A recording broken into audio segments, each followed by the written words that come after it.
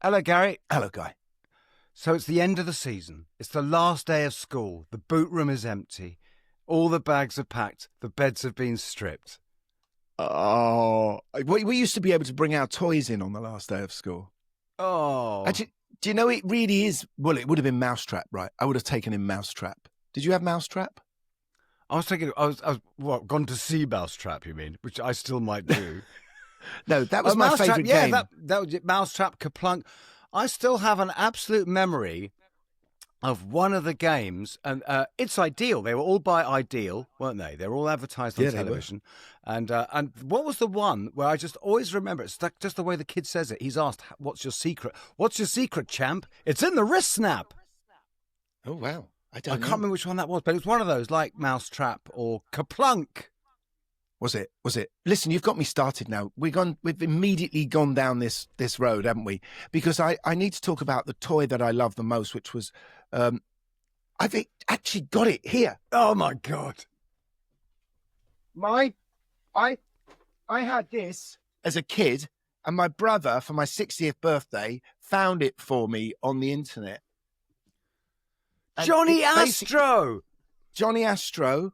It really flies. Basically, you've got a fan, like a hairdryer there, and you can land the lunar module-ish, it's a pre-lunar module, on a piece of the moon, you know. So and I had that, and he found it for me, and I've now got it. Look, that's amazing. I'm very pleased it wasn't a Johnny 7. Because that was the thing. Everyone had. The funny thing is everyone on every block there was one kid who had a Johnny 7, right? It was my mate. I never had a Johnny 7. No, I never had a Johnny 7. And in fact, it's so universal that when I was in my first band, right, and they were from Southend, we actually wrote a song about a kid. You know, like you always had the song about the spoiled kid, right? It was called Billy Gets What Billy Wants. And one of the lines was, Johnny 7 in his hand, he impressed no end. Oh, that's genius. There's the social history that's wrapped up in that couplet. But but it was my friend had it, and of course it was this gun that could also shoot round corners. It could shoot round grenades. That's right. It had no. That was a different thing. That was the sort of periscope thing. But it shot grenades. It had a rocket launcher. It had a stand, so you could kind of put it down and lie behind it. And OMA, it was called OMA, One Man Army. Johnny 7, OMA. Brilliant. I know. Anyway, what got us onto toys? Oh, yes, of course, bringing the toys in last day of term. It is actually my son, my 13-year-old's last day of term.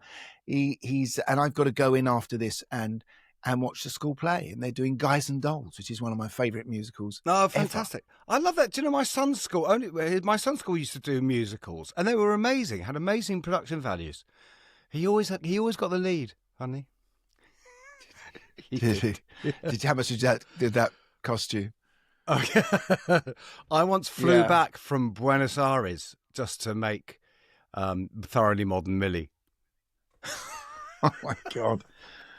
Please, I can feel people unfollowing immediately. Wait a minute, I didn't know this was a musicals podcast.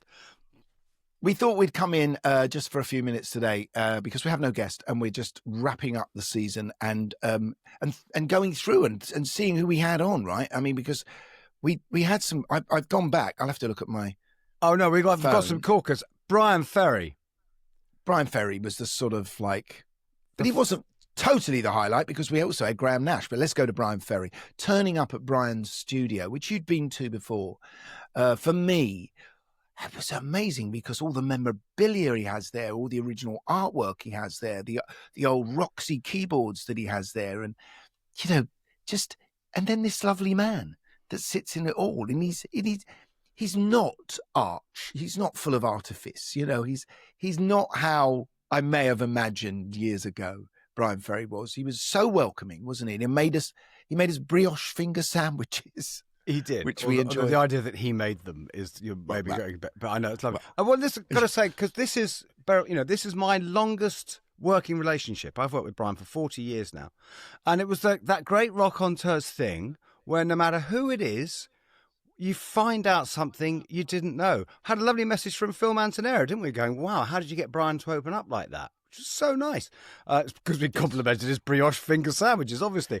But he, but like I learned, I still find just one of the most charming facts about anyone about history at all is that Brian got tickets he was in the front row to see Bill Haley and the Comets because he won a competition on Radio Luxembourg, which is the sweetest sort of thing that my missus puts in the book, where you had to list what songs Phil Haley thinks is his favourites in order. And the idea that he won this competition, and so the first time Brian Ferry's name was ever heard on the radio was when it was read out by Beryl Reid, because he'd won this competition. I mean... I know. Isn't that extraordinary? Yeah. So, I just want to mention what I did last night, because it's in connection with Brian Ferry as well, because I saw a clip of him. So I went to see a screening of the Twiggy documentary, which my ex-wife Sadie Frost has directed. Oh, yeah. And it's really well done. It's fantastic. You know, I think there's something about the fact that she's a female director. It's not the same old, let's compare it to the Beatles and let's have lots of shots of the Beatles. And no, it was really just about Twiggy's career. But what a career. And I'm going to make the connection with Brian Ferry in a minute, because it was, you know, she started off as this, you know, gamine model and incredible presence and Did you say face of gamine? 1966. Is that the right word? Yeah, no, that's a fact. That's brilliant. That's the Rockonteurs word of the week. And, you know, fabulous. Of course, we had Twiggy on, and if you want to check out on Twiggy, just you know, go back and listen to one of the old Rockonteurs. But you know, they had that arrival in New York, obviously, where she gets utterly patronised by the complete arse of Woody Allen. Yeah. I mean, he really was an arse when he interviewed her and asked her, you know, do you get time to read the classics? And what's your favourite philosopher? But then she turns the tables on him and says, what's yours? And he can't think of a single name. Not what? Who? You know, who's yours? Yes. Well, no, she may well have said, what's yours? Because it's Cockney is more Cockney than me. And anyway, then what I forgot is you can't compare her to Kate Moss, because she goes on, she makes The Boyfriend. She does a musical on Broadway with Tommy Tune. Brilliant dancer. She gets a musical career. You know, I'd forgotten all of this. That's you right, know, yeah. You can't compare her to any model these days. She goes on and has her own show, the Twiggy Show, right? And there was a clip in the documentary of her when Brian did the show. Brian comes in and there's a whole set, and I can't remember what song they did, but it wasn't a Roxy song, but it had a kind of Brian Ferry keyboard backing. And Brian and Twiggy are school kids sitting in class at desks with a load of other school kids sitting around them. And Brian's got a pencil and he's looking like, can't work out this.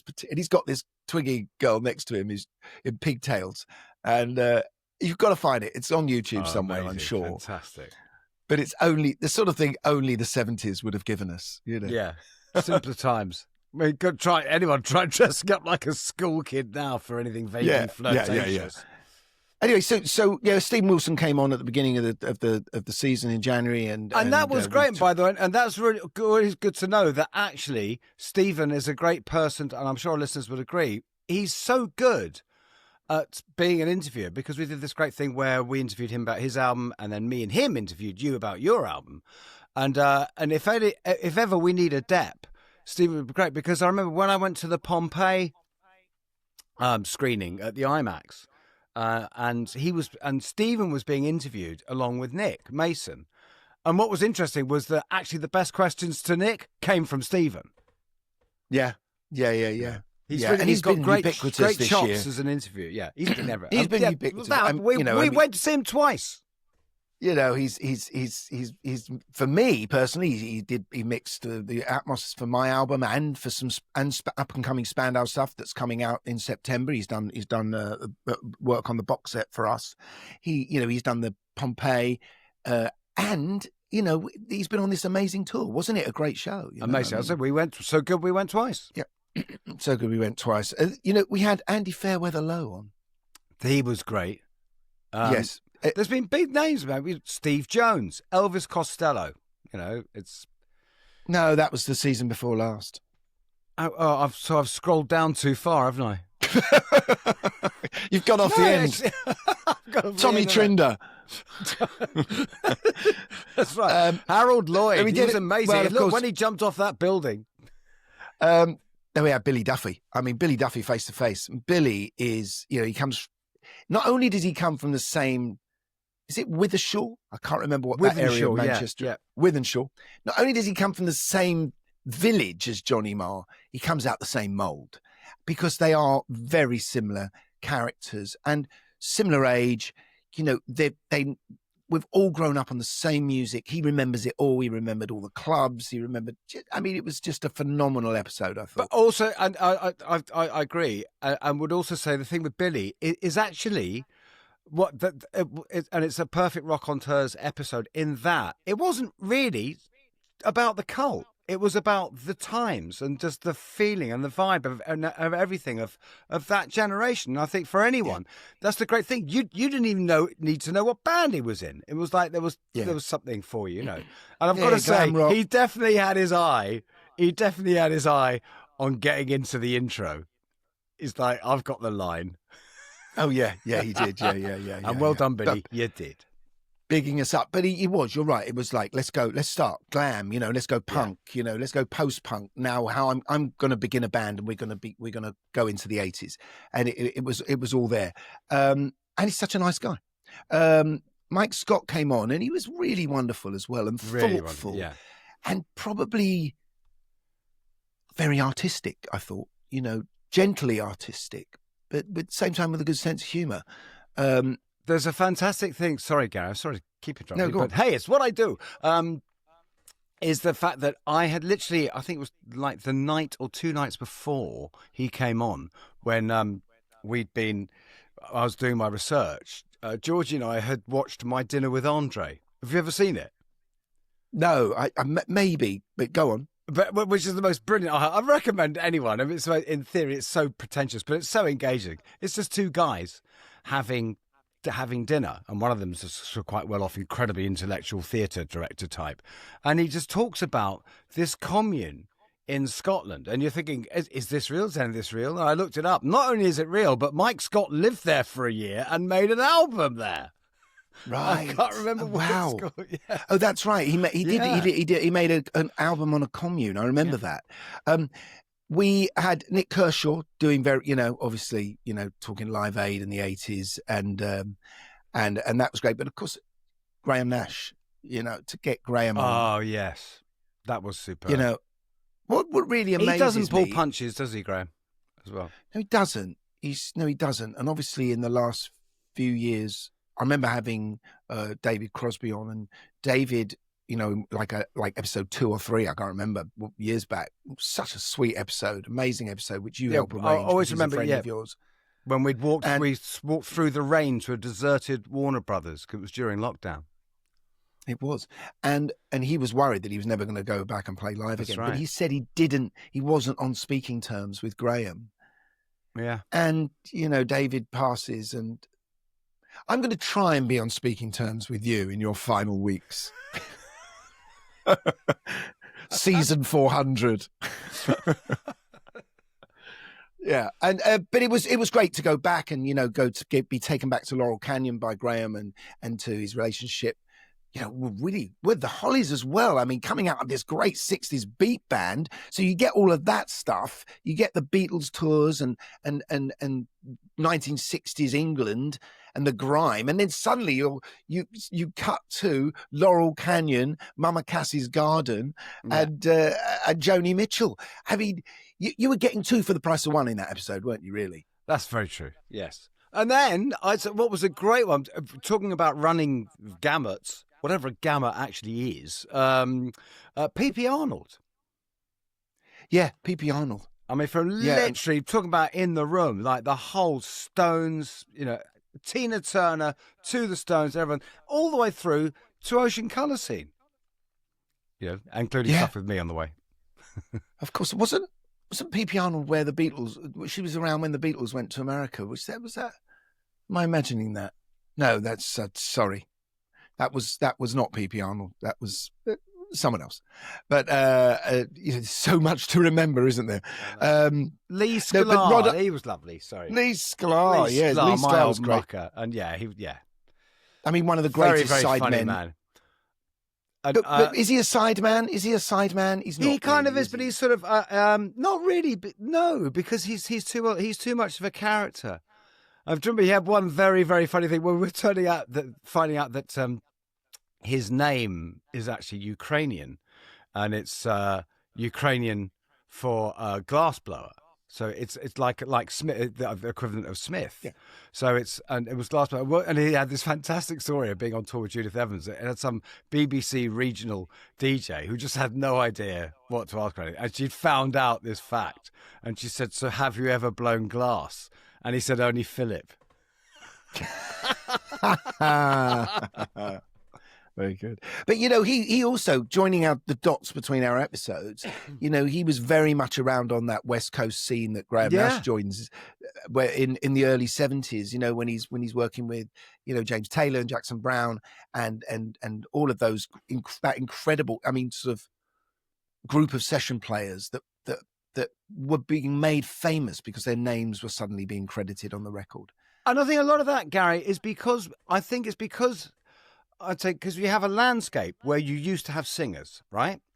And then suddenly you had groups, and then suddenly these groups wrote all their own songs, but then suddenly we went back to this singer-songwriting thing.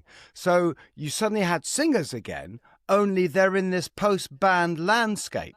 So suddenly the people around them are of interest because you're used to knowing who the bass player is. You're used to knowing who the drummer is. Yeah. I just made that up, but I think that's a good theory. No, it's a good point. You didn't mention Rod Argent, who came on. No, sorry. And we spoke about not yet. We just hadn't got to him yet. All right. Well, I think you skipped him. I really do. I feel like, is there a problem that you have? No, there's not. There's a family connection with Rod Argent. Your camera's so funny. He grew up with my stepdad in bloody Muswell Hill, didn't he? Do you know when I said that to ask you that question, your camera zoomed in on you? Do you know that?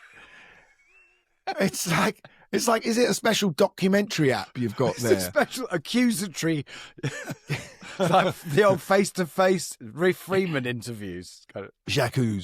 Yeah. He was a great interviewer, Jacques, wasn't he? But Rod Argent was great because we had obviously the zombies and we had the psychedelia thing again and the reinvention of the zombies and how kids now are plugging in to those old songs through social media or through there's a documentary coming out, isn't there? I think. Is there?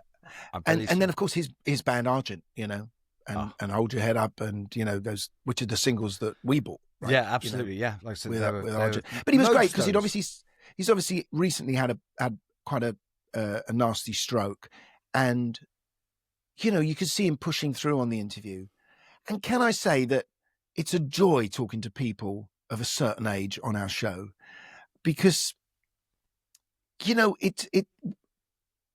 want them because we've had a little bit of people going this year and you really need to get their voices. You need to get their history down, don't you? Yeah. And of course we did a special on Marianne who passed away this year.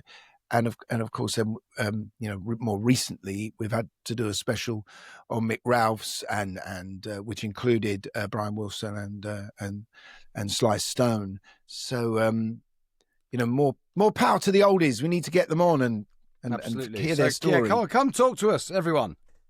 Who else do we have on? Luke Pritchard. We went younger, didn't we? With he was great. But what's interesting is with a lot of these younger people is there's this funny thing of in the same way, Gary, that we were so much students of the generation before us. Now they're sort of all students of these kind of 3 or 4 generations. They are, and I think when we started, certainly for me, I was buying records that were only coming out that week. I wasn't buying records behind me. I tell you, the first record I bought that was before my time, as it were, I bought Ziggy Stardust, and it was a massive hit with Starman. and RCA re-released Hunky Dory. Yes. And I went and bought Hunky Dory, and Life on Mars became a hit. It was a sort of re-release, wasn't it? Yeah, so what everyone forgets is that you first heard Life on Mars after Ziggy. Yeah. Yeah, even though it was before. Yeah. But now, what you're saying is younger musicians, and you know we've mentioned this before, are plugging into to everything. They're archivists, aren't they? Yeah. We had Holly Johnson. Holly was great. He was brilliant. Well, he was brilliant because I remember. I think he insult you. He did. It was so fantastically arch. It was brilliant when I talked about the apparently and this, you know the read that we were on the Tube. My band, not my band, the band I was in, Ice House, the Australian. We were on the Tube the week that they were the sort of undiscovered band who were on the Tube. And I said, if you remember, I said we were on the Tube. Of course, that we had a hit at the time. And he went, "Was that a hit?" And then he kept 17. pretending. I mean, my God, that camera zoomed in on you then again. It did. I love your operator. Listen, because didn't he also sort of pretend he couldn't remember the name of Echo and the Bunnymen? No, he wouldn't. No, any mention of those guys. It literally wouldn't have it. It was brilliant, and you kept. It was like you with Robert Plant and Coverdale. And what was so fun? Like when you just don't go there. It's not, I kept saying Robert Plant, and he kept saying who? Yeah, there's something wrong with this connection. Andy Newmark was full of the best stories, man. I mean, just that trip up to Sly Stone's house and that whole story, which we've just spoken about before. But also that lovely confessional thing of because it's which I really like in a way. I love on the Rockonteurs couch. Of him, he kind of wanted to get it off his chest that he felt really bad about that George Harrison tour. He just wishes he hadn't asked for more money. That's right. And George walked in with a badge, didn't he, on the first day of rehearsals? Jim Keltner fan club. I know. Which was obviously Andy Newmark's greatest competitor on drums and hero. You know, is that you know. That's the other thing, by the way. I also, which I think is so lovely about and speaks to what a man Andy is the amount of love and respect he has for Paul Thompson.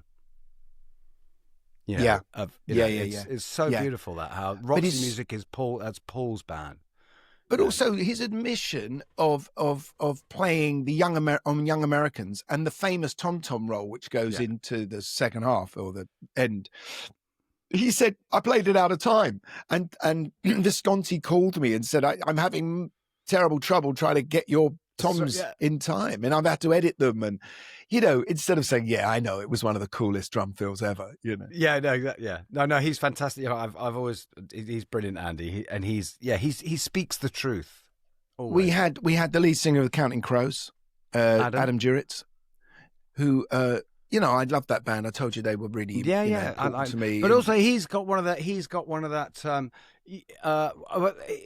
People who are sort of kind of music theorists and intellectuals about it in the way, you know. I mean, Pete Townsend is the kind of the lodestone for that. But you know, but we love people who like to talk about music and the essence of, you know, he's really good at that. Do you remember, actually, because I was wondering, because it's one of my favourite lines ever, which is you remember that film Almost Famous? Yes. The journalist, who, I don't know if it's meant to be Lester Bangs. Cameron Crowe, right? Yeah, Cameron Crowe did it. But there's this great line in it. It goes, "You can't explain rock and roll. No one can explain rock and roll, except maybe Pete Townsend." That's great. That's great. And that's still the case, right? Yeah, still as Dylan Jones, who we had on, was basically, you know, said. Did I say, have I done in an episode that I went to see I went to see Quadrophenia mod? Oh, no, you haven't, No, I went to see it the other. Because I haven't seen it yet. That's why I've been on holiday. So no, of course we won't get to have a sort of comparison. No, Sadler's Wells. It was at Sadler's Wells. I thought it was fantastic. I mean, my only problem is it's obviously instrumental. It's not sung, and I'm singing in my head every single lyric to the album. You know, it won't go away, and those words are sort of making comparisons with what I'm seeing on stage. But I thought the choreography was fantastic. The orchestration that Rachel's done is superb, and what a piece of music it is. I mean, it's one of the great pieces of music, isn't it? It's the whole album. It's the kind of West Side Story of rock and roll, isn't it? Let's face it. It's in my top 3 favorite albums, for maybe. Sure. Absolutely. Yeah. And talking about people who know a lot about music, Rick Beato came on, and we had lots of fun with his name, that he listens to the Beatles. And other Beat groups. And other Beat groups. But I mean, wow. I mean, that guy's a phenomenon. I mean, like 6 million followers on YouTube, and he's just, just brilliant musician who analyzes songs and interviews artists. And, I think I felt like it was two great kind of podcasts coming together a bit there. Oh, yes, if you will. Yeah. And Hamish Stewart. Oh, Hamish, dear. Hey, oh, that's nice. Hamish brought the funk. We like that. We love that. Hey, he's a lovely man. And and of course, and what a talent. And then he gets going. Goes on and plays with Beatles people, doesn't he? I mean, Paul and Ringo and so we got some great stuff from him. And we did it. What have I got here? Dylan Jones came in and tried to explain why 1975 was a good year. Yeah, even though we've all got so down on it. Yes, it's quite funny. Although I spoke to a friend of mine in America and asked if he managed to listen to that episode, because we had a thing about whether it was on Spotify. And it was a very funny. It was a mutual friend of ours, Gary. He's a quite renowned film composer, who just said, "Yeah, I could get it, but I think I'm cancelling my subscription after listening to Dylan Jones, who was wrong about everything." I think he's trying to be contentious, isn't he? Of course he is. Yeah. And we had, I'm just going to briefly say this. We had annoyingly only our second guest only who didn't turn up. But not only did he not turn up, he didn't turn up 3 times. 3 times, yeah. 3 times we waited in the waiting room for him, didn't we? Gassing away. Yeah, and, exactly. It's just, mate, just if you don't want to do it, just say, I don't want to do it, It's not like, anyway. Yeah. We're over it. Anyway. We are over it. So that was it. And we're looking forward to next season, but we are saying, a roundup because we are going off on our holidays. It's a bit like, it's going to be, if you imagine it, the Rockonteurs on holiday. It's a bit like when they used to have sitcoms in the 70s and then they'd do a film and it was always them on holiday, wasn't it? Somewhere. That's right. Like on the buses, they'd go on the bus on holiday, or suddenly, please, sir, they'd all end up in Benidorm or something. Or the Christmas special. The Christmas special where they would go, depending on the budget, it was Marbella or Miami. and it was suddenly shot on film, not on video. It was always terrible. So you could never understand what was different about it. That's right. It was shot on film. Yeah. So if you're imagining what we're going to be doing for the next 6 or so weeks, just imagine a grainy film of us having a terrible time in Marbella. Because I don't think our budget takes us to Miami. No, I've actually had my holiday, so I'm here working all summer. Well, I'm stuck in the school world, aren't I? Of course you are, okay. I know. So I'm going out tonight, though. Oh yeah, no. So what? Why? Oh, you've got to go. Yeah, I'm. Go on. Where are you going tonight, Gar? I'm going to see Oasis in Cardiff, and I'm really excited about that. I'm going down with my wife, and I know there's a bunch of other people that are going that I know, I mean, it's going to be a piece of social history, I think, isn't it? I don't know whether I'll be watching the crowd more than I'll be watching the band, because I think the crowd are going to be probably the most visual aspect of it. I mean, speaking as someone who went to both Main Road and Earl's Court. Yeah, you did. The first ones. I'm just wondering, will it be just a load of people in untucked check shirts? I think it's going to be a lot of bucket hats. There's going to be a lot of bucket hats. It's going so to be anyway, amazing. I'll let you know tomorrow how it was, but I'm sure sing a Wonderwall for me. I will. Anyway, till next season, everyone have a lovely summer and a lovely holiday, and we'll see you in September. Yeah. Yeah, and so it's good night. And thank you to Ben, and thank you to everyone. Thank you to our team who help it all keep running, Hayley and everyone. And all of you guys who subscribe and who listen to us every week. And we bump into a lot of people. I do bump into a lot of people when I go out who just come up and say, love the Rockonteurs. And that really does, it's really touching. Really, really glad to hear that. I agree. Same thing here. And so it's good night from me. It's good night from them.